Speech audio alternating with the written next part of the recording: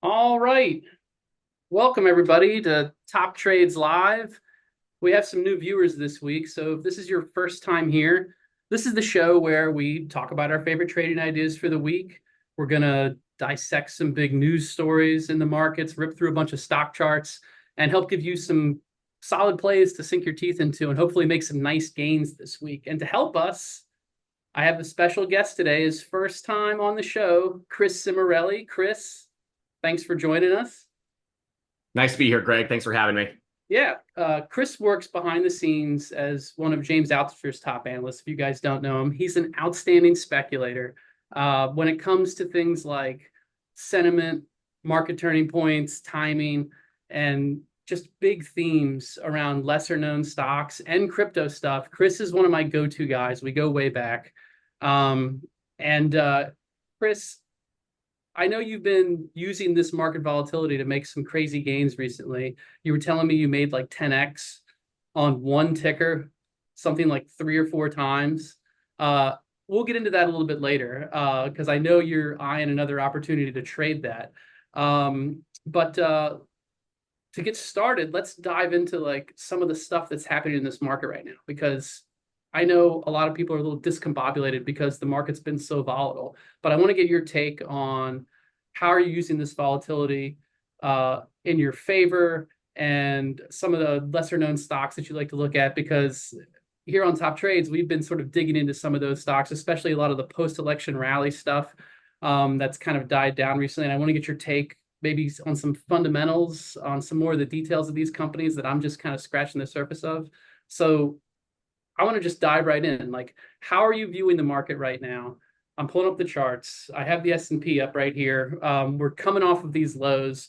Where do you see us going, and how are you approaching, these volatile times right now?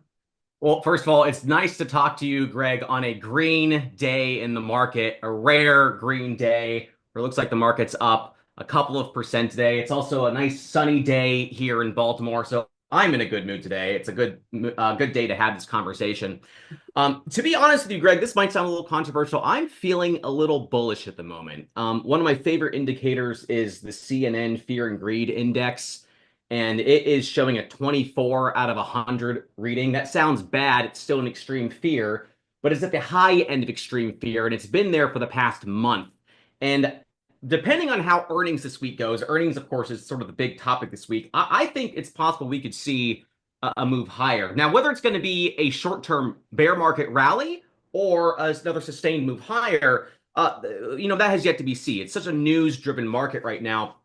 But I think because sentiment is still at such extreme lows right now, it is possible that we could see a big move up, even starting this week. So, I do know we have a lot to get to. I mean, it's been obviously a crazy couple of months, but it's been an exciting year for me just in general. Some wild swings up and down in my own portfolio for sure. But I mean, I've been using this volatility basically since last summer to just make multiple trades that have gone up 1,000%. I mean, I've never seen an environment like this before. So it's a really, really exciting time to talk about how we can use this volatility to our advantage. Yeah, I think that's an important point, because a lot of folks kind of recoil when the market gets a little crazy, and the fear kind of keeps them on the sidelines. When in reality, like, if you put in the work and you learn how to play these extremes, these rubber band snapbacks that we've been talking about a lot over the few weeks here on Top Trades, you can really compress your time frames and grab those big gains a lot faster than you would in a normal market. I know you weren't here last week, but Enrique and I were talking about how, like, it's kind of an exciting time, even though, your longer term portfolio is taking a hit during times like this. It's a lot more exciting now than it would be during like the summer doldrums of a normal year when the market's basically doing nothing.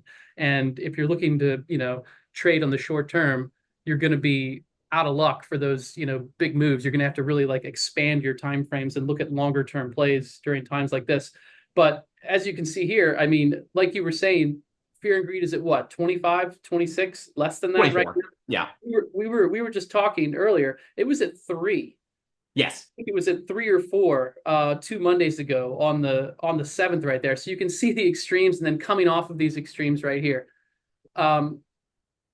also, I think looking at a chart like this and understanding that we're in a news-driven market, we're in a situation right now where I think it's possible, not necessarily probable, but it's possible that the headline risk is higher from here. All the market really wants during these uncertainty times is it wants a little bit of clarity, and it's going to try to find that clarity anywhere and read into whatever's coming out of the media.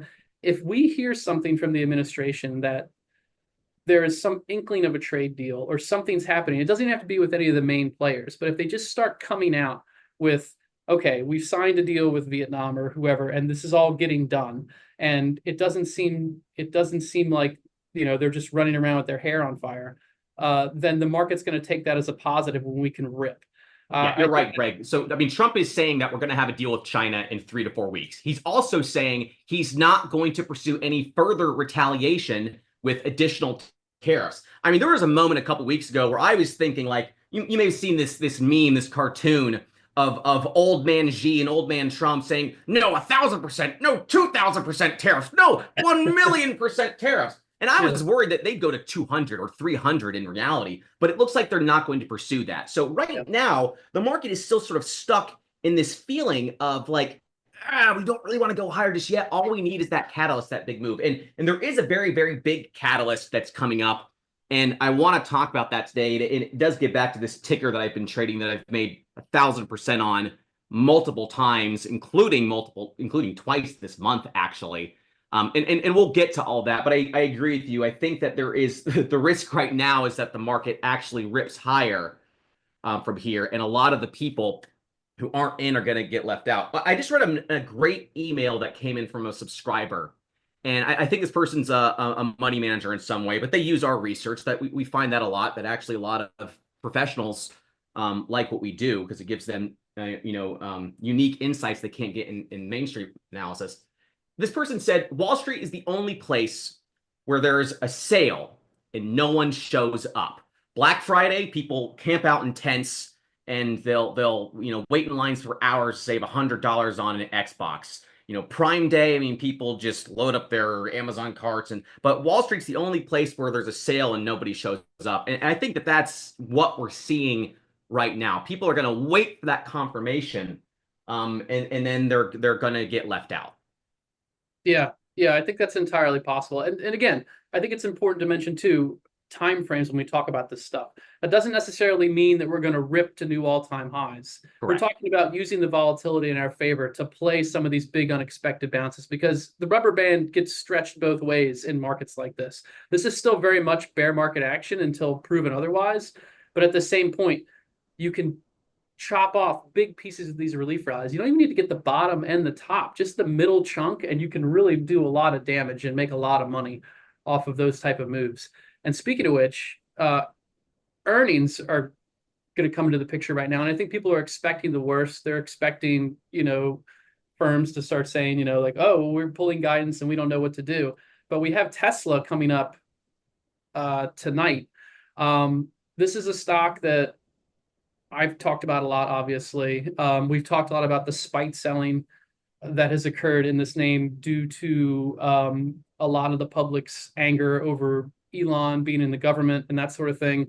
How do you see earnings shaping up in such a highly watched and frankly, like controversial name? So last I checked, the options market is anticipating a 10% move after hours today. Greg, I wouldn't be surprised if we see a 15 or 20% move in this stock. We're seeing a quadruple bottom, basically since, that low that we first hit in March. So, I mean, there is a possibility that this thing shoots up. The expectations are really, really low for this stock. It's funny, Greg, when I go outside in Baltimore, I saw 5 Cybertrucks the other day. Really? I see people drive Teslas around all the time. Now, whether, that buying continued in the first quarter, I think we know that deliveries were down year over year, and I'm sure that sales are down as well. But are they down as much as we expected? And is Elon going to pull some rabbit out of the hat, hyping up the robotaxi, hyping up autonomous robots, the Optimus? Yeah. I think that there's a possibility that we see that. And I don't know about you. I feel like a lot of the outrage around Elon Musk has started to die down a little bit. I'm not seeing it as much anymore. I don't really see people talking about Elon that much the last couple of weeks, to be honest with you. So I think a lot of that has started to die down. And if the market is feeling that, and there's nothing cataclysmic in the earnings tonight, then yeah, we could see this thing rip pretty Yeah. high. Yeah, I feel like Tesla goes through these cycles even before Elon was involved with Doge and the government and all that stuff. But Tesla goes through these periods of like severe pessimism. And one of those happened just last year. It was happening back here in the summer, in the spring of summer of 2024. All the other mags were ripping. The market was ripping higher. Tesla wasn't. Tesla sucked. It was stuck in the mud. It was below 200 and it couldn't get off the mat right there.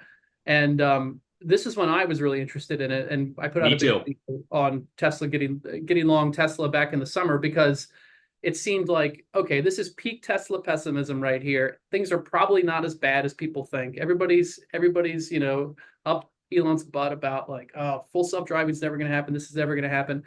And speaking of which, I'm seeing a lot of under the surface, a lot of positive scuttlebutt about how good full self-driving has gotten. I haven't experienced it yet, but people are basically saying who own Teslas and who use them in major metropolitan areas saying that like it's done. They've figured it out. And this thing's going to roll out fast. And the robo taxis are really going to be rolling out faster than we think, possibly in 2026. If he gives hints about that and the market latches onto it, I definitely think we could rally, especially since, I mean, you just look at how big this give back was from the post-election rally. I mean, we've fallen what? 50%. It's been cut in half, more than in half.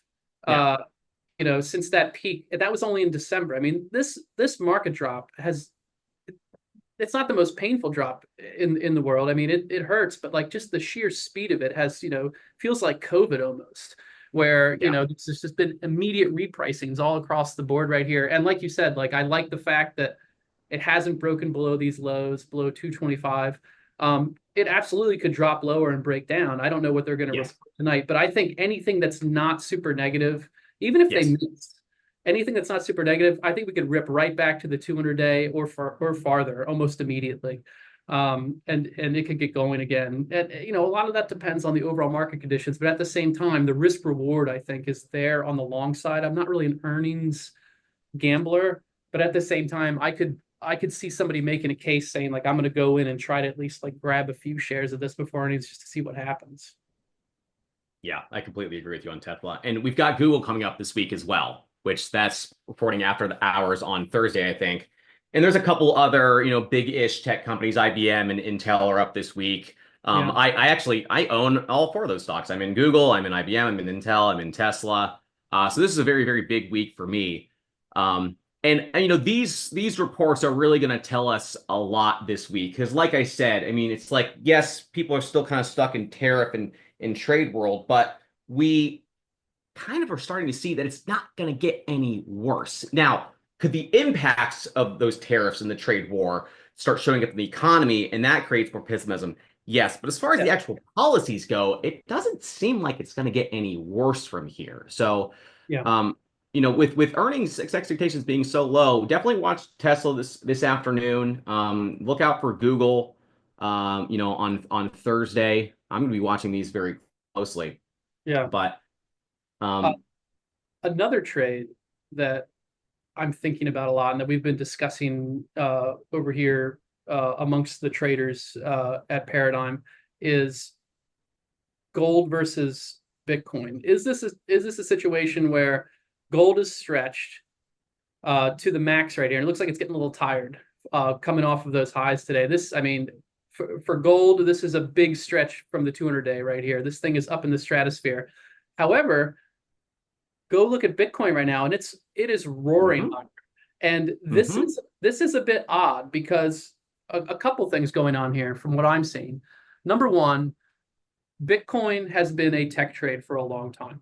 No matter what the Bitcoin maximalists or whatever you call them, the major crypto people tell you, Bitcoin has not been an inflation hedge trade. It's not been a safety trade. It's been a tech speculation. It's been the market's ripping, Bitcoin's ripping. They've been holding hands. They held hands on the way down in 2022 during the grinding bear market, and they held hands on the way back up in 2023 and 2024, not in magnitude, but in movement. They were moving directionally the same.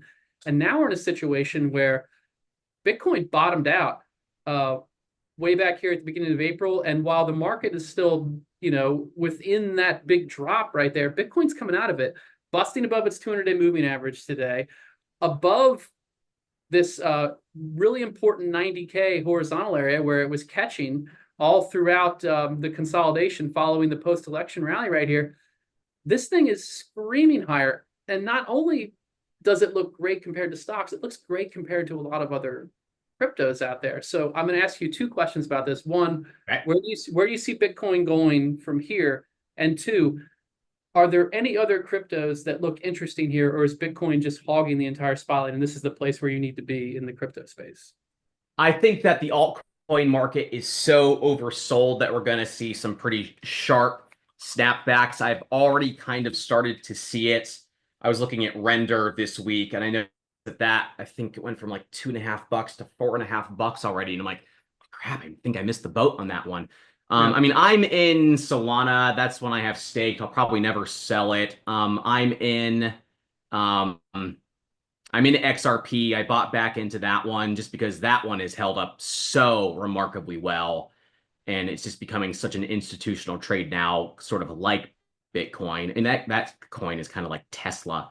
Yeah. But I mean, Solana, I mean, it fell by 2/3. Yeah. So I think we could see an absolutely outrageous, snapback in that one. I think Solana is going to hit $500 in this cycle. I really like this look on Solana right here. And I don't know, and again, I'm not a crypto guy. I don't know that much about it, but I love it when you get a chart like this that it's in this massive uptrend right here, and then you get that intense selling, and then it breaks below these levels, then immediately gets bought back up. So everybody gets trapped right here below 120-ish, or they get sold out. And look, it's on big volume too. You had the big volume run up right here, and then you have, like you said, it went from what, 275 all the way down to $100, and then a little bit lower, dipped down to double digits, and then everybody's getting out. And then guess what? It's right back up here, and it's breaking out above those late March highs right there. This thing could scream. I mean, we know how fast these can move, but like I really like this chart out of all those ones that you were mentioning right there. I hadn't looked at this in a while, but this looks excellent. Yeah, but I think to your overall point about Bitcoin, I think it is forecasting something in the overall market. I think that it has lately tended to be a leading indicator. I mean, we started to see some volatility in it a little bit before the market, and it's been holding up better than the rest of the market. Well, okay, maybe not. Maybe it's down as much as the NASDAQ, but Bitcoin is supposed to fall more than the NASDAQ. It's supposed to go up more than the NASDAQ. So the fact it's basically traded in line with it, and that recently it's been less volatile than the NASDAQ, I think that that's a sign that we're about to see a big move higher, not just in Bitcoin, but probably also the stock market as well. Yeah, it's interesting. Maybe it is like the tail wagging the dog. Bitcoin leading us out. That would be very curious if that was the case. What are your thoughts on Ethereum? Because that chart looks very different than what Bitcoin looks like. It's obviously snapping back. It does. Yeah, Ethereum, look at the 5-year chart. All right, I'll zoom out for you. Oh, you're on a log, aren't you? Yep.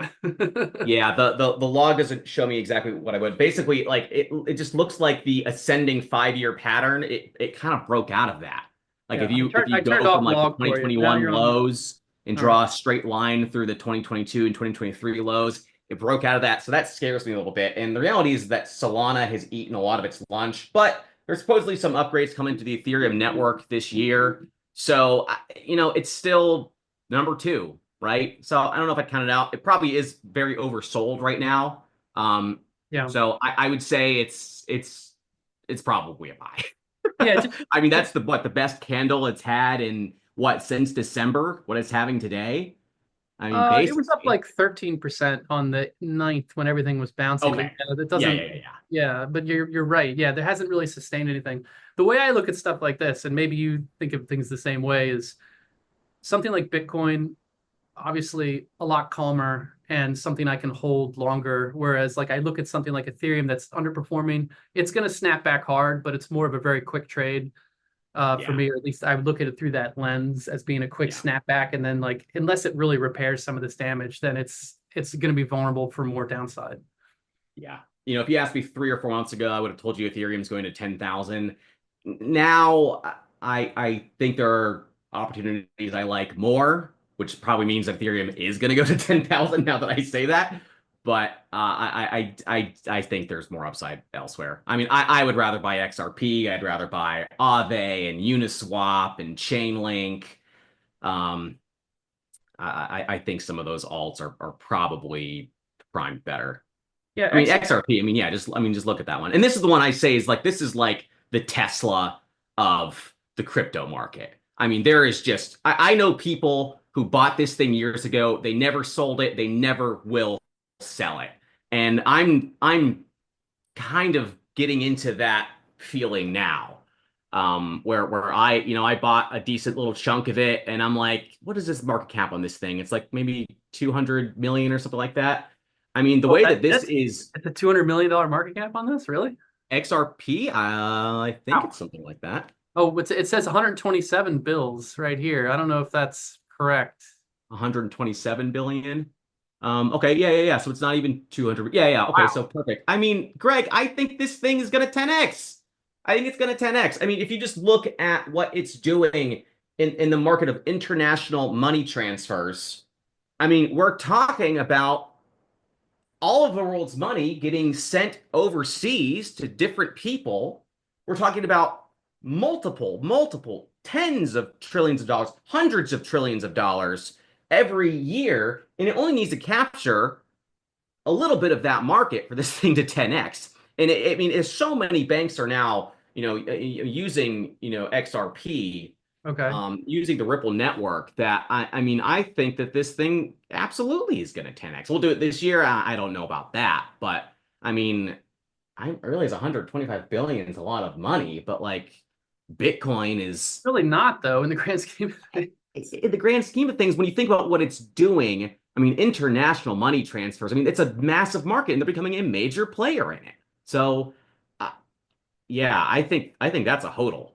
Well, I mean, when I see a chart like this, and this is, like I don't know all of that fundamental information about like what XRP does and what it means. I remember it from the previous crypto cycle. I know it's been around a while. That's like the extent of my knowledge of this. But when I see a chart like this, where it's going from 50 cents to $2 and it doesn't give back a lot, and it's consolidating up here in the top of its range, stuff like that gets my attention, because it's like, okay, people aren't just pumping and dumping this thing. It's not just ripping up and then giving it all back and flatlining. This is actually holding on to that money. And like you said, like if there's people out there that are like, I'm never selling this thing, and you have folks that believe in that story, I think the chart is really showing that, and it's letting this long-term moving average catch up, So if this continues to coil, I mean, like, it wouldn't surprise me if I came back and I looked at this chart over the summer and it was $5, $6 more, and that's being conservative, if we're in a cycle where these things really start to pop. But yeah, Bitcoin is really surprising me. Like, and if all these other cryptos get it together and these really start moving, I mean, like, people are going to notice.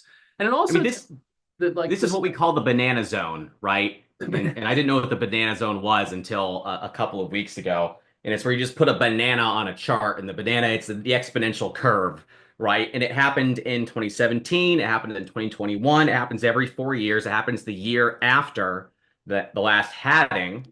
So we're in that banana zone right now. Now, I don't like the fact that I see this banana everywhere on social media, on everyone who thinks that they're a financial analyst, because it does make me think that, like, I prefer more pessimism around this. However, with less supply of Bitcoin coming onto the market every day, then, well, actually, the halving was exactly a year ago now. And, now Crypto Strategic Reserve, BlackRock's buying more. By the way, most of the world's crypto is actually held overseas. Overseas markets are growing. So I think that there is, the point I'm trying to make is that when buyers come back in the market, it doesn't take much for it to add another 10,000 and then another 10,000 and then another 10,000. So I'd see this thing rip to 120 pretty quick, Greg. Yeah. I think it's funny. Like, I'm not really familiar with the whole banana thing, but like the old school guys, we call them hockey sticks. So yes. It's the same thing, right? Yeah, exactly. Yeah. Yeah. I mean, but this also tells me, looking at this chart of Bitcoin and like like you were showing me XRP and that stuff, the speculative money isn't dead. And that's really kind of surprising to me because we had this period, you know, it started a little bit in October before the election, but then we had November, December, where there was a lot of stocks that came virtually out of nowhere, at least for me. I'm sure some of these were on your radar, but for me, a lot of these names popped out of nowhere and just absolutely exploded. And a lot of them haven't given up all their gains yet right here, despite the fact that the markets look like trash Yeah. recently. So there's still folks that are willing to take these risks and they're willing to put their money in crypto during a very uncertain time for the stock market. It kind of tells me that like maybe the sky isn't falling as badly as they want us to believe. Yeah. And that's a little squishy, I know, but like I do take that into account because you want to know, like if you're in a period where, you know, stuff like this isn't working, then you don't want to be buying breakouts. You don't want to be looking down the cap scale at more speculative names, but that's the stuff that's really starting to work. As you know, if I go over here and I put in like, okay, let's look at the mag 7, look at the mags chart. There's so much stuff that looks better than the mags right now. It feels like we might even be on the cusp of like, I don't want to say like a major rotation away from those names. I think they're going to be big players, but like at least a rotation as far as what's in favor and what's leading the market. I think it's entirely possible that we see a major change, you know, at least for the time being, and see some of these mags take a back seat while other stuff really ramps. I think that's a perfect segue to what I really wanted to talk about with you and your subscribers or viewers today, Greg, because I agree with you. And my concern is that as the market starts bouncing, everyone's going to pile back into Nvidia. And look, I do like Tesla, I do, but you know, it's a small piece of my portfolio. But also, you know, the Amazon and then the Meta. I mean, Amazon's facing a lot of headwinds right now with this trade war. Meta is in an antitrust lawsuit. I'm keeping an eye on that one because I think it will probably rip, but not for a couple of months because that's how long that course or that court case is going to take. So I agree with you that I think the mags are about to take a big seat. And you know, when you introduced me, you know, you were talking about how I've made actually a lot of trades over the last year in the options market that have made 1,000%. So it started last summer when Nvidia hit a $3 trillion market cap for the first time. I called bullshit, and I'm sorry. Please excuse my French, y'all. I'm Italian, German, and Irish. I'm built to swear like a sailor. But when it first hit 3 trillion, I was just like, I don't know if this is a top. It's definitely a near top, and I made 1,000% over 3 consecutive trades. I just rolled my money from one to the next. I turned 3 into 30. In September, I called a bottom in Intel. I made 1,000% on that one, kind of leading up to the Fed meeting. So it was that in September when it dropped back to that bottom that it hit in August. I'm like, I think it's going to go up. I made 1,000% in a week or two. Yeah. I've done it a couple of times on the Qs. You know, the QQQ. I did it, you know, 2 weeks ago on that Monday or Wednesday when we saw those huge rallies, you know, after Liberation Day, when we saw those huge snapbacks. But the ticker that I've made 1,000% 3 different times on over the last year, including twice this month, is an ETF that basically has fallen off everyone's radar. No one's talking about it. And everyone who's talking about it is extremely pessimistic about it. But I think that that's where we're going to start seeing a lot of the action over the next couple of weeks, really over the next couple of months. And we'll get into the reason why for that. But it's IWM. It's the Russell 2000 ETF. And I made 1,000% on it in about 40 minutes on that Monday 2 weeks ago, when the market basically opened down 5% for the 3rd trading day in a row. I said, this is ridiculous. I'm moving in. And we saw that fake out rally, right? Where the market basically jumped up 10% and then back down 5%. But on that move up, I made 1,000% in 40 minutes. On the actual rally that we saw that Wednesday, 13 days ago, I made 1,000, actually I made 1,400% in 15 minutes. Now, of course, these were very, very weird situations where the market was extremely oversold. And, you know, it's got to bounce. But the first time I did it was actually back in September. It was September 11th, actually. If you could maybe focus in on that month, Greg. And I'm going to talk about how I was able to make this trade and why I think this exact same trade is setting up again. So on September 11th, you can see that like, okay, it just come off of a drop and it was starting to base a little bit. It had dropped that day and it was kind of moving higher. So I made a trade betting it would go higher by September 18th. Now, what happened on September 18th, Greg? Well, I have no idea. I don't even remember It what was I did yesterday. it was the first day that the Federal Reserve cut rates since COVID. That was the 50 basis point cut.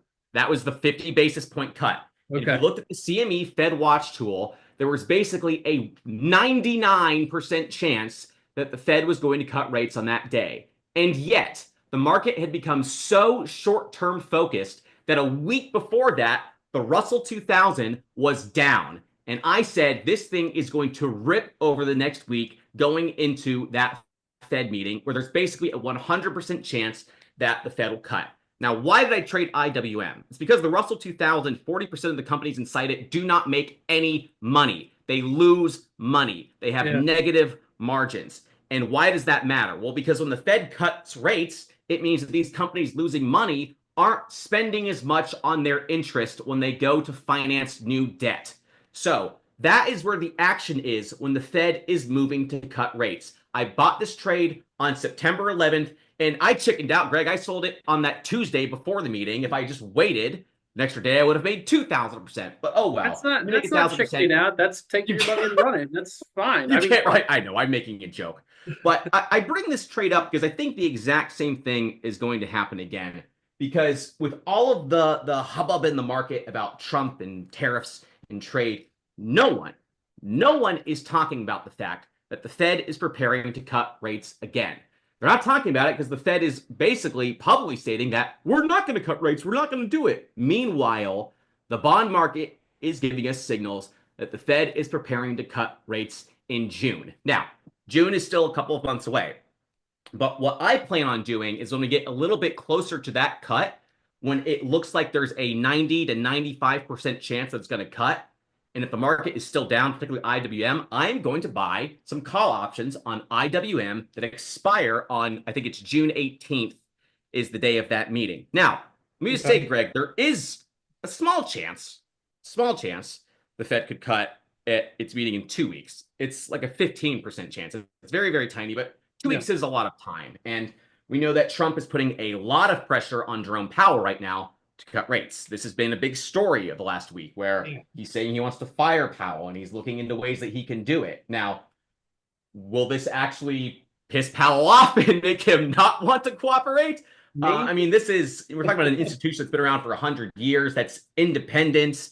And you know, I could go on and on and on and on about the Fed, but there's an argument to be made that everything Trump is doing is to get the Fed to cut rates. And that is not something the market is talking about. It's not something it's priced in. It's not something it's expecting. When we get closer to that, we're going to see the market, particularly IWM, start to race higher. I mean, we saw this last summer, Greg. I mean, there were multiple just like 10% moves in IWM. It would jump, it would go back down, it would jump because the market's so skittish. It's like, how fast is the Fed going to cut rates? But we now know what Trump is targeting. I mean, we have to refinance $9 trillion in the federal debt this year. Trump does not want to do that at these higher rates.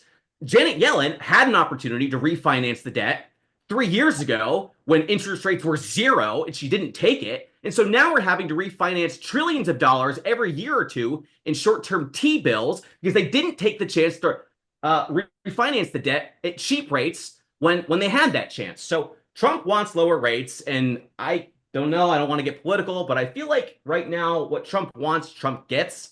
And that's why I really, really like IWM right now. That's why I'm targeting this other chance to make 1,000% in it. So, I mean, that's just my general playbook. Keep an eye on this index. I'm not saying you can make this trade right now, but when we get closer to a Fed meeting where it looks like there's going to be a 90% plus chance the Fed's going to cut rates, I'm going to load up on IWM calls that expire the day of that meeting. I'm probably going to sell half for 1,000 this time and then just let the rest ride into whatever it ends up being. But that's what I'm looking at. And last thing I'll say, and I'll let you get a word in, Greg, Oh, it's okay. is there's a lot of opportunity within IWM that's very exciting. I mean, the Russell 2000, what is its market cap? It's about $3 trillion. That's the same size as Nvidia, as Apple, is Microsoft. 2,000 stocks combined are worth the same as Nvidia. I mean, that's why you won't catch me dead buying Nvidia right now. I'd rather do a little bit of work to find the opportunities in the Russell 2000 in these tiny stocks that nobody's talking about, and that we only see, like, billionaires and some of the top institutional funds quietly, secretly buying, and no one's talking about it.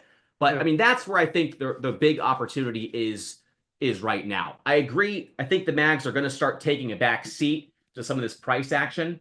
Yeah, I'll stop talking for just a second, Greg. I'll let you get a word in. No, this is all really good. So I just have a question about how you structure some of these trades. It's a little bit differently than how we operate at the trading desk.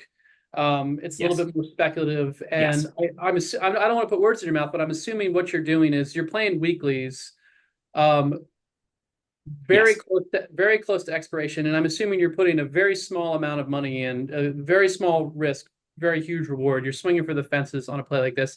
How soon before a call like that expires are you trying to get into it? Does it depend on the trade you're looking at?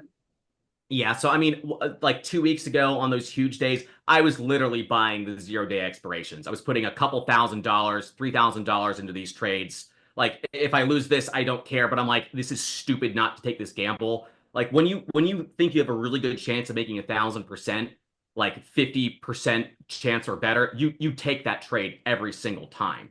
Whereas, like, back in September, I'm like, I think the probability that the Russell 2000 will not go up the week anticipating this Fed cut is exactly 0%. So that to me was a very, very high conviction trade. I don't throw money into short dated options just willy-nilly. Right. I only do it on these I wait for these setups where I'm like, there is a greater than 50% chance that this trade is going to work out in my favor. So because the Russell 2000, I mean, if you just zoom, well, actually, no, you're here. When did this volatility start, Greg? It did not start with DeepSeek in January. It didn't start with the trade war in March and April. It started exactly on December 18th. You see that big red candle right there. What happened on that day? The Fed cut rates for the third consecutive meeting and announced it's hitting the pause button. And the Russell 2000 started collapsing and it started leading the market down. As the Fed moves the cut rates this summer, which it looks like it's going to cut again over 3 consecutive meetings in June, July, and then September, that's what the market's pricing in right now. We're going to see it lead the market higher, just as it was doing last year before the bottom fell out. Yeah. One more question about your trade structures when you do this. And I know this probably changes from trade to trade, depending upon how you see it working out. But how far out of the money do you usually go? Because I know you're speculating. You want to be out of the money to really get the most bang for your buck on these, because you want to see that it close that gap. But what are you looking at in something like, let's pretend like you were looking to get into this now, that there was some event coming up. Like, what would be an upside target? Do you look at the chart, or how do you determine that? Yeah. I mean, let's say that I thought, hypothetically speaking, if the Fed meeting was tomorrow, I would be expecting a move to 200, 186 to 200, like literally like a 6-7% move possibility. And so I'd probably buy the 194 or the 195. That's probably how I would do it. I would be looking to buy something that's probably worth, I don't know what it's trading right now. And again, it's not, this is completely hypothetical. So I would really go out of the money on that one with the expectation that it would trade several dollars ahead of that. Right. A better example, go back to September. Sure. I'll tell you exactly which strike that I bought. So, on September September 11th, right? Yeah. So it was 205, 206. I bought the 215 that expired Wednesday. And so on that Tuesday, it was trading at like 220. Mm-hmm. So again, this was a situation where I'm like, it's at 205-ish right now. Like, the move to 215 is like 5%. I'm like, that's a very, very big move. But I'm like, I think it's going to move 6 or 7% because it was just going to retrace the move that it did in July. That's what I was expecting. That's exactly what I was expecting. Yeah, So that that's makes how I sense too. structure it. I structure it based on where was it previously, what zone is it going to return to. Um, that's kind of how I set these up. And again, I don't put a ton of money into these things. Right, It's sure. very. I almost never will invest 10 grand in an option. I'll do two or three. And that's on high conviction trades. If I'm just gambling, I'll put 200 bucks in. But Yeah, no, that makes perfect sense. And yeah, for speculation, like looking for it to like get into those gaps or whatever, and then just selling on that green bar right there. That makes a ton of sense to me, at least, even with the compressed time frames. And that's something we've been talking about a lot at the trading desk too, is that like when you're in a volatile market like this, like utilizing these very specific strategies for super short-term trades makes a lot of sense because A, you have all this volatility, and B, you don't want to get caught in the middle. The middle is kind of the dead zone in this market right now. Because if you're in a situation where you're trying to swing, maybe you're going to try to go on the way up, and if you don't take profits right away, you're going to get sucked right back down. yeah. If you've got a market that's doing this, you don't want to get caught buying here and then waiting and then just selling back here again. And so, that's one of the reasons why I wanted to have you on today, because if you're looking at these super compressed time frames, you got to do it right, and you seem to have a really good system for getting these things right more often than not with these speculations. Another thing I wanted to talk with you about is some of the stocks that I was asking you about during the big post-election rally, because we would go back and forth talking about a lot of these speculative names that popped up. Like I traded ASTS in the trading desk a Mm. lot. That was one where it was just this picture perfect breakout that we took right here. I still have the annotation up on this one, but we took it as it was breaking out from this consolidation, and it's gotten a little squirrely since then. But we were able to take this big chunk right here before the market started getting a little haywire. But stocks like this, they've piqued my interest recently because, like I said, it's the same thing about what we were talking earlier. When you see a big move like this out of nowhere, I don't need to know fundamentally about this stock to know something's going on when it doesn't give it back. Like, yes, it's gone down from those highs up around 39 bucks and we're down in the 20s now, but in any other stock that was just, a flash in the pan, this would be down at 350, 325. It would have given this all back up already. But I feel like something's brewing here in names like this. And I don't know if you have any interesting stories you could share with us about a stock like this. But, I'm kind of keeping an eye on these, as potentially like once this market gets going again, these could really start ripping higher too. Yeah, I mean, I like looking at some of these stocks that absolutely ripped last year and have basically given back 50, 60, 70% of their gains. I mean, this was a very, very big story stock last year. Another space stock last year that was going crazy was LUNR, Intuitive Machines. First company to put a lunar lander on the moon in 50 years. This thing had a 1,000% run up for basically August to January, might have been more Yeah. than 1,000% actually. And what has it done now? It's given back 70% of its gains. When I look at a stock like that and a company like that, again, first lunar lander in 50 years, you've got Donald Trump, Mr. Space Force, man who created Space Force, and Elon Musk, who owns the world's largest space company in prominent positions of power. We're building out the space industry and space exploration. I think and I bought this stock actually. I own some of it now. Um, I just think that's probably one you kind of want to just buy and hold on dips like this. It could go lower, yeah, it could go lower, but I mean, for something like that, I'm kind of got a 2030 time horizon on. Like I think that there's a chance that could go up 1,000% over the next 5 years. I mean, So it's cheap enough where you can, grab a significant amount of shares and make a decent speculation. And even if I didn't know much about this stock, I mean, you got to figure that like if you want to be like super tactical, uh, I would look at it as like, okay, you have some sort of a higher low potentially forming here. This could be a bear flag if things get nasty, but like yeah, when you're wrong. Like if you close significantly below like 625, 630 yes, right here, you could set a stop down here somewhere and you're yes, out without like taking a huge risk of buying this thing on a big right. dip. So it's really an interesting speculation as far as I'm concerned, even if I didn't know about a lunar lander or anything like that, just purely looking at the charts, I don't mind taking a stab at something like that. And what's another one that maybe Rocket Lab is the one that I always kind of go back to, because this is another one of those curious cases of like, why isn't this trading at 650 or 570, and why hasn't it given it back? It went and tagged its 200-day, and now it's just sort of hanging out, waiting for earnings right here, just below $20. This stock was $3, a year ago, and Yeah. it's made its way into the 30s, and now it's correcting. I mean, is this another one of those like 10xers, you think, or what are we looking at here? It might be. I mean, it's obviously had a huge move, and people are now saying that there's a chance that Rocket Lab could compete with SpaceX. It's basically now the only company that might be able to do it. I think I prefer LUNR right now. I would love to see this one drop.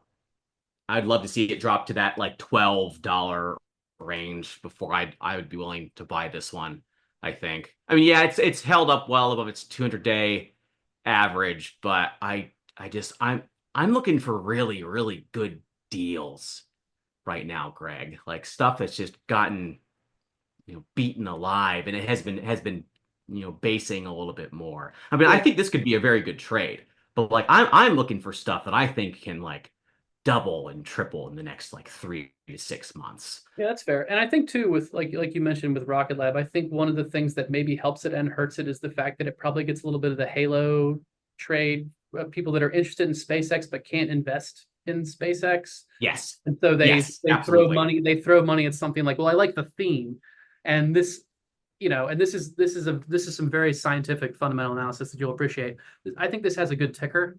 RKLB, like Rocket Lab, sounds sexy, Yes. and the ticker is good. If the ticker spelled something, it'd be even better, because that's pull up. I can't remember the ticker for this. Microalgo. Microalgo. Microalgo. Yeah. MLGO. That's it right there. Yeah, look at the 1 year on this thing.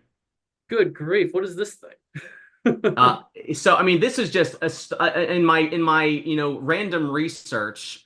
I just came across the stock and I'm like, you know what? This stock has a really good name, Micro and Algo. That's the kind of stuff that retail investors will eat up. And sure enough, this thing has basically gone up like 1,000% from its lows. And like that's a trade, Greg. Like you look for stuff that's just kind of sexy and cool and has that stopping power that you see in the market. But these are the kind of opportunities that I'm looking for right now. When we talk about space, I can't give away my favorite space company because our subscribers have paid a lot of money for it on the research that I do here. But it's a company that it's a satellite company. In Q4, BlackRock bought 85% more. I think Millennium Management bought 300% more. Citadel bought 800% more. And it's like an AI defense company. It's kind of similar to Palantir Technologies. Okay. And it's just one of these stocks that's gotten beaten down. It's down 70%, but it's getting all these deals with the government. And so I do like, the space sector right now. And Palantir Technology, I'm glad you pulled that one up. I bought that one in 2023, like basically at the bottom. I don't think I'm ever going to sell this stock, Greg. I'm up 1,000% on it, just on this stock. And I'm just, I mean, I had in early 2023, I had no money. We were all broke, right? So I only put a couple grand into it. So I've got 20 grand in it now.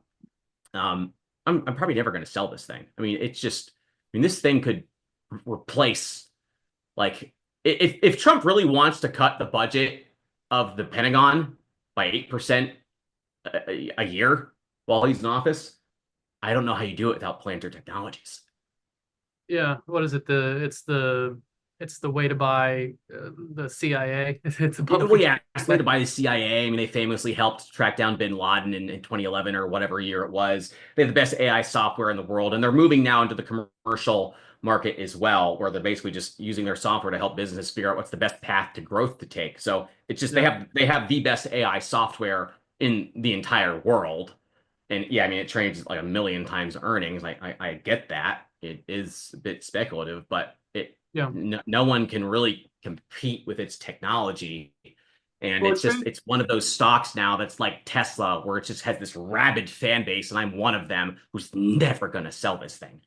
Well, yeah, I mean, like you say, like it trades 1,000,000 times earnings, but yeah, like look at this chart though. It looks better than 99% of the stocks on the market today. You know, Yeah. it looks better than every single one of the Mag 7. You know, it's Right. back up here. And I think I don't have all my, I'm not gonna like litter up this chart with too many lines, but yeah, it's right above its 50-day moving average right now. Yeah. And I'll kill some of these lines because I don't want to like, show people these busy charts all day. But I mean, you see how this stock is holding up, and you see the incredible run that it went on.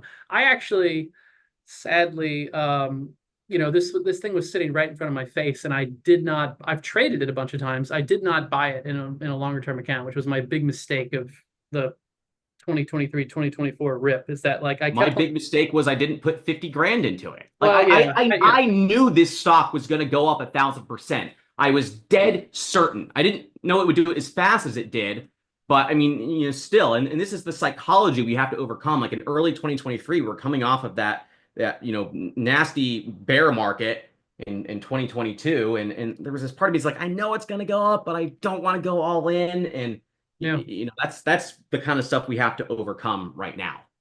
No, you're absolutely right. And that's, yeah, like the hold your nose and buy stuff right now. Because, I mean, if you look at all the stats, and we've talked about this over on Truth and Trends and on at the trading desk, like the market is most likely going to be higher a year from now from where it is. I mean, we could be in some nasty chop for a while. We don't know how it's all going to play out. But a year from now, we're probably going to be a little bit higher than we are today from these extremes.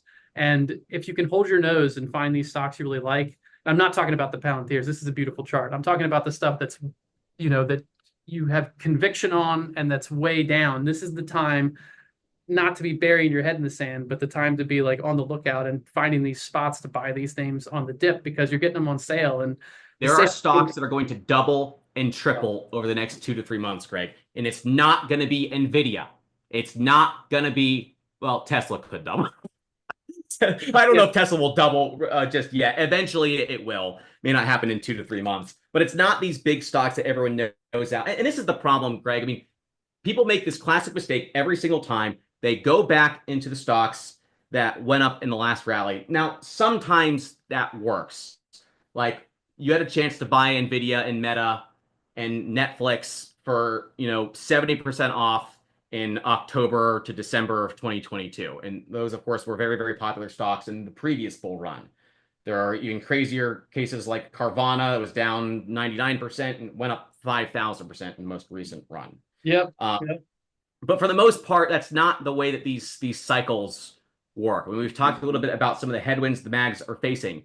Elon's reputation, Amazon, so many of its retailers making their goods in China, Meta, antitrust, anti-monopoly suit that it's facing right now. Apple, same thing as Amazon, makes its goods in China. Apple wants to invest $500 billion in the United States. It takes a little bit of time to see a return on that investment, Greg. So that's why I'm just not that excited about these companies. Yeah, I own Tesla because I think that Tesla is the leader in robotics.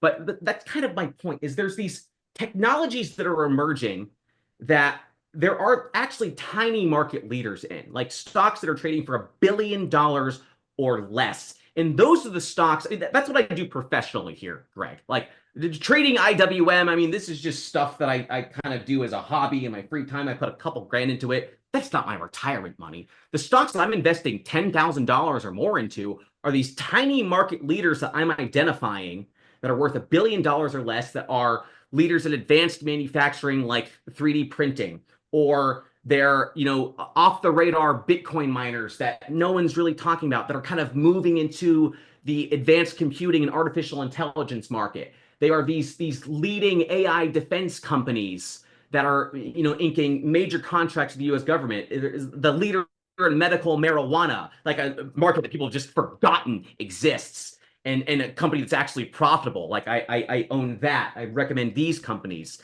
Radical biotechnology firms that are solving trillion-dollar ailments that are getting fast-tracked by the FDA. All stocks that I'm talking about are $1 billion or less. Like, these are the opportunities that I think could go up 1,000% over the next 2 or 3 years. That is what I am focusing on the most. And I mean, that's why I'm spending so much time looking at IWM, because that's where you can find these tiny stocks that have that potential. And by the way, Greg, like last year, we were talking about Palantir just a second ago. You don't have to pull the chart back up, but it was the number one stock in the S&P, went up 340%, beat NVIDIA. Of course, it was added to the S&P late in the year, but did you know that the top 10 stocks in the market beat Palantir, the number one stock in the S&P?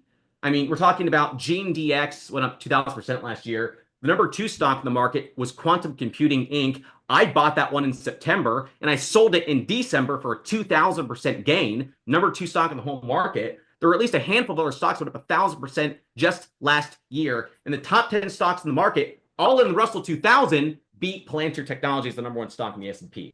So, you know, just to kind of like, I know we've got 5 minutes here, as we're facing this very imminent catalyst of the Fed preparing to cut rates again, no one's focusing on it right now. That is your opportunity to start identifying and targeting these off-the-radar tiny market leaders in these new emerging industries that are just primed to just explode higher over the next 3 to 5 years. So yeah, like I think we're going to see a very, very big snapback, and I'm going to use that money I make in this snapback to start putting some money into these things so that I can retire in 5 years, Greg. Maybe I shouldn't say that. Our publisher might hear that and know that I'm planning to quit in 3 to 5 years, but that's what I'm planning on doing. So yeah, I think that's the big thing that's the hang up that a lot of people might have, is that like there's a lot of junk out there, and you need to be able to sort through the smaller junk to find these diamonds in the rough, which is what you're doing. I mean, that's like that's your bread and butter right there. And I don't mind junk, Greg, if it has a lot of cash. If the company has a lot of cash and they have a low cash burn rate and they can survive for 3 years and they can maybe grow into whatever trend, that's different. Like there are a lot of companies, like I said, in the Russell 2000 that make zero money, 40% of the stocks in that index. If they have a lot of cash, though, I'll take that gamble, because if they're building technology that no one else has that's solving a major problem, like, yeah, I'll take that speculation. But it's very strategic speculations like that. But at the same time, there are tiny companies that are profitable. You know, people don't realize that. There are tiny companies that are trading below cash, below their book value. And I'm like, I see these opportunities and I'm like, the market doesn't like them now. But as we move into this environment where people are shopping for deals, I want to be first in line for those deals. Yeah, definitely. And I'm assuming you got a list going right now of your favorite. I do have a list going. So yeah, I mean, forgive me, y'all. I think I've given you a lot of good alpha on this call, so I would like to make a shameless pitch. I work with James Altucher on a special project here at Paradigm Press. We started it a little bit more than a year ago, and it's basically where we're looking for these off-the-radar companies that are leaders in emerging fields that are trading for $1 billion or less. We've put together a list of 10 stocks that we're calling forever stocks. Like, these are stocks that you should just buy now and tuck them away and forget about them, wake up in 5 to 10 years and just be happy that you took this action. And it's happening right now. I mean, James says this is the best setup he's seen for these kind of stocks in basically 20 years. I know that sounds crazy because we're only a few weeks off of our highs, but when you look at the price action in these smaller stocks, they were completely ignored in this most recent bull run in 2023 and 2024. All the money went into the Mag 7. 50% of the gains of the S&P in 2023 and 2024 were in the Mag 7. 7 out of 500 stocks. So forget those stocks. Put them out of your memory, except Tesla. I do still like Tesla. And start looking for these stocks that are oversold and moving into this environment where smaller stocks can thrive. I think that's the real risk that we're saying is missing out and not getting some exposure to these small market leaders in these emerging industries. Yeah. So, I mean, yes. And so sorry, the shameless pitch is, if you guys don't mind, and I don't know how we can, the best way to share this, Greg, go to altucher.io. So James Altucher, if you know him, it's his last name, Altucher.io, altucher.io. You'll be able to sign up for a very urgent investment summit that James is hosting this Thursday at 11 a.m. We're calling it 2025's Ultimate Money Move. Now, you won't see me on this call. I'm behind the scenes. I work with James on this idea. But again, we've put together a list of 10 what we're calling forever stocks in these emerging industries that are just starting to take off. They're the leaders in these fields. that we think you should just buy them now while they're cheap, because I don't think they're going to be as cheap a month or two or three from now. So, what James is going to talk about is how this urgent setup, how this recent sell-off has basically given us a second chance to buy these stocks for, quite frankly, really, really cheap in some cases. Like we're so excited about some of the prices that we're seeing on these things now. I've been putting a little bit more money into them. And by the way, these are all stocks that I personally own. I should probably disclose that because I do have skin in the game. But I mean, that's also how serious I am about this. I have invested more than $100,000 into this portfolio. I mean, that is my conviction on this. So go to altucher.io, sign up for 2025's Ultimate Money Move this Thursday at 11 a.m. I think this is one of the most important, investment summits we're going to hold all year. We think this is the best way to capitalize on this recent sell-off. And the trade I was talking about with IWM, that's also included. I go into more detail on that, once you get involved, with this special project and this presentation that we've put together. But again, that trade is a one-off. The bigger opportunity is digging into the Russell 2000 and finding these hidden gems that, I mean, we think are gearing up for 1,000% moves over the next 2 or 3 years, maybe 5,000% over the next 5 to 10 years, maybe 10,000%. This is good stuff. Now, you've given us so much valuable information today, Chris. This is a mistake on your part because I'm probably gonna have you back on because people are gonna bug me about you not being, so you're not gonna have as much free time. I'm gonna have you back on here soon and we can talk more about this because That's fine. I don't mind. I think, and you're in my notebook now. See, anything you say, any of these big predictions, I'm writing down in my little notebook that I'm gonna call you on in a few months and we can talk. Say, oh, you were right about this. You were wrong about this. But I should also say, Greg, we had a we had a live subscriber event for James's team in October. It was October 1st, and I gave away 3 tickers, and 2 of them have absolutely crushed it. It was Fannie Mae, which has gone up more than 500%. Maybe it's 400 now, but it was up 550 at its peak recently. Northern Dynasty Minerals, which has been up as much as 250% since then. And then I also gave away Tilray, a pot stock that's down like 70%. When you average those 3 out, though, you're still up like 200% since October in this volatility. So, but I mean, I think my best ideas, I think, are on this official research that I published with James. That's what I mean, when we issue a recommendation, I wait 24 hours and I usually put $10,000 into these trades. That's how much I believe in these stocks that we're picking. So, not to, crap on you, Greg. I don't know if you're putting $10,000 into, I'm just kidding. But I mean, I'm very serious about the stuff we're doing. And it's also just fun. Like looking at these off the radar companies that no one's talking about, that no one knows exist. A lot of them are just cool stories. Like I didn't know this technology existed. I didn't know this company existed. It's just really, really interesting stuff. And there aren't many people who investigate these kind of companies. James has done this professionally for 20 years. I mean, when he was on Wall Street, he was very involved in like he liked looking for these tiny opportunities. And that's what I enjoy doing as well. And again, by the way, I did make 2,000% on the number 2 stock in the market last year as well. So, you should definitely show up on Thursday at 11 a.m. to see what James has to talk about. Altucher.io, and I'll be picking your brain soon. And we got to have you back on. I mean, we're getting a lot of really good comments in the chat for the people that are on the trade desk. Oh, good. I'm glad people enjoyed this call. This was a lot of fun. We really enjoy what we do here, and we appreciate everyone who tunes in. We can't do this without you guys. So thank you so much. All right, Chris, we'll have you back soon. All right. Sounds great, Craig. See you guys. Thanks a bunch. All right. Bye, y'all.